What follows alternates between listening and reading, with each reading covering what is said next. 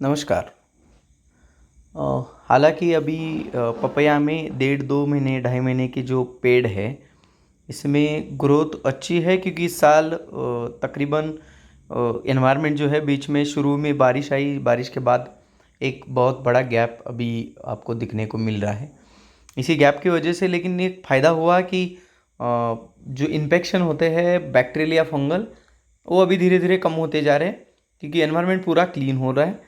अब और nutrition management का जो काम है वो भी हल्का सा बहुत अच्छे लेवल पे डेवलप हो रहा है। लेकिन एक बहुत बड़ी चीज़ जो अपने को देखने को मिल रही है वो है जो गैप आ रहे हैं अभी। हालांकि शुरू में जो अभी गैप देखने को मिल रहे हैं, ये गैप लेकिन थोड़े से डेंजर है। ये जो आपको दिखता है यहाँ पे सेटिंग नहीं हो चुका है, यहाँ का ये फ्लावर ड्रॉप जल चुका है, यहाँ पे सेटिंग नहीं है। और ये इसका ये जो रीज़न है या इसका कारण है कि पपैया के खेती के बारे में आप अगर अच्छे लेवल पे पपैया की खेती जानते हो या पपैया का क्रॉप लेना चाहते हो तो पपैया के बारे में बहुत सिंपल और हल्की 4 से 5 बातें याद रखनी ज़रूरी है।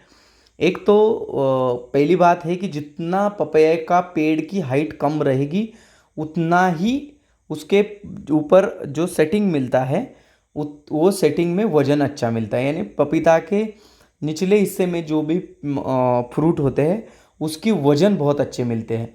जैसे पपैया का पेड़ बड़ा होता जाता है उसकी जो अंदर की साइज़ है वो छोटी होती जाती है और जो थर्ड की साइज़ है यानी स्टेम की साइज़ वो छोटी छोटी छोटी पाइप जैसी रिड्यूस होती जाती है। और रिड्यूस होते होते अंदर से कोई थर्ड नहीं होता है, वो पोल होता है यानी होल अंदर से पूरा पोल यानी खाली होता है। ये सॉलिड नहीं होता है और उसकी वजह से न्यूट्रिशन का जो वहन है वो ऊपर तक कम जाता है। इसीलिए जैसे पेड़ बड़े होते जाएंगे वैसे वैसे वैसे वैसे पेड़ जो भी फ्रूट है उसकी साइज़ बहुत कम आएगी।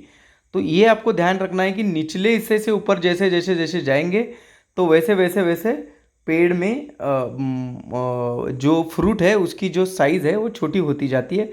और उसका ही कारण है कि फ्रूट ऊपर आप जैसे जैसे लेते जाओगे उतने उसने फ्रूट वो छोटे छोटे होते जाते हैं।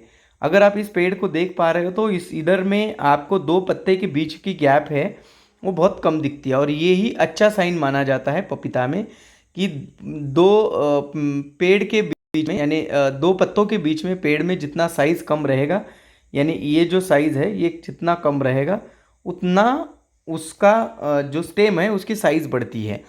और जो फ्रूट है उसमें वज़न आपको बहुत अच्छा मिलता है। ये हुई पपीता के बारे में एक बात। दूसरी अभी जो एनवायरनमेंट है इसका एक दूसरा नुकसान, लेकिन बहुत बड़ा नुकसान क्या है कि आज के डेट में जितने भी जो एनवायरनमेंट पूरा ड्राई होने की वजह से पोलुनेशन के जो इशू है वो बढ़ रहे हैं। क्योंकि आप अगर देख पा रहे हो तो सभी जगह पे एक कॉमन इशू आ रहा है। वो कॉमन इशू क्या है कि ये जो है ये जो फ्लावर है इसमें इसमें पहले फ्लावर में आती है पहले शुरू में बर्ड। ये बर्ड ओपन होती है तो उसका होता है फ्लावर, फ्लावर के आगे होता है फ्रूट और उसके सामने होते हैं जो पोलन बोलते हैं पोलन। और ये पोलन जो होते हैं ये पोलन के अंदर मेल और फीमेल। अभी उसमें इसमें होता है मेल। जैसे यहाँ पे आप देख पा रहे हो तो यहाँ पे ये जो है ये फ्लावर था, इसके पीछे वाली स्टेम थी फ्लावर की और ये पहले बर्ड थी। पूरी ये क्या थी, बर्ड थी। ये बर्ड ओपन हुई फ्लावर हुआ, फ्लावर के अंदर जो सामने वाले हिस्से में जो एक स्टेग्मा होती है और स्टेग्मा के ठीक नीचे फ्लावर में फीमेल और मेल इसका ये जो क्या बोलते हैं मिलाप होता है। तो ये जो पोलिनेशन के लिए जो चाहिए उसको बोलते हैं मेल और फीमेल। हाँ, तो ये फ्लावर के उसमें कुछ ऐसे पेड़ होते हैं जैसे आप सामने देख पा रहे हो, ये होते हैं मेल पेड़। इसके यहाँ पे आप देख पा रहे हो तो ये जो है ये मेल फ्लावर है। इसके यहाँ पे मेल के पोलन होते हैं। ये पोलन क्या होता है कि फीमेल के यहाँ, जैसे फीमेल हम जो खेत में लगाते हैं ऐसे ये खेत में ये लगाया हुआ पेड़ ये जो है ये फीमेल है। ये फिर फीमेल पे उस वहाँ से मेल ट्रांसफॉर्म होते हैं, ट्रांसप्लांट होते हैं। यानी क्या होते हैं जो मक्खियाँ होती है अच्छी वाली या हवा का झोंके हवा के जो रुख होता है या फिर क्लाउडी एनवायरनमेंट होता है, इससे ये ट्रांसफ़र होते हैं। जैसे हवा चलती है उस ओर, जितने भी एक मेल अगर होगा तो 100 150 50 जितना उसके कवरेज एरिया है उस एरिया में आके इसके फीमेल के ऊपर वो मेल पोलन जो है वो ट्रांसफॉर्म पोलन होते हैं, और फिर इन दोनों का जो मिलाप होके इन दोनों से पोलिनेशन पूरा होता है।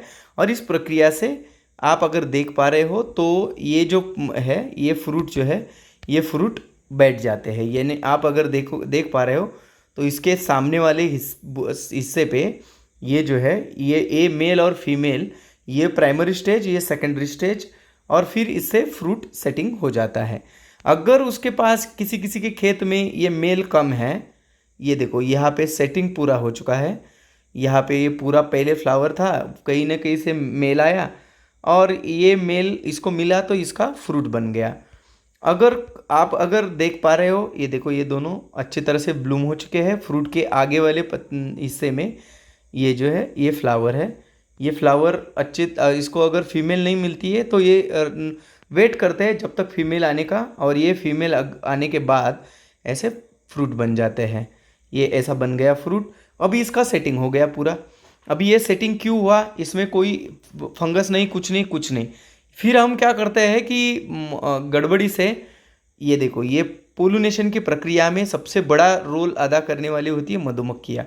ये मधुमक्खियाँ क्या करती है कि मेल से फीमेल, फीमेल से मेल, मेल से फीमेल ऐसी घूमती रहती है, और घूमते समय में उसके सामने वाले जो पैर है और उसका जो चोंच है उससे वो क्या है कि पराग जो पोलैंड है उसको उठा के वो क्या कहाँ पे ले जाती है, मेल पे ले जाती है, और मेल पे ले जाके वहाँ में वो ट्रांसफॉर्म करती है। लेकिन कभी कभी क्या होता है कि लगातार बारिश चलने के से या पूरा वेदर ड्राई होने से, ये दोनों सिचुएशन में जब क्लाउडी एनवायरनमेंट आता है तो फ्लावर मुरझाने का समय ज़्यादा आता है। तो फ्लावर मुरझाने का समय जब आता है तो मुरझाने की वजह से जो मधुमक्खियाँ है ये बाहर नहीं जाती है, वो स्टेबल कंडीशन में एक कई जगह पे जहाँ बनाए हो उनके जो घोंसले हैं वहाँ पे वो बैठ जाती है। तो ऐसे समय में टेम्परेचर जब खुलता है तो ऐसे मौके में समस्या खड़ी होती है कि वहाँ पे पोलिनेशन का बहुत बड़ा दिक्कत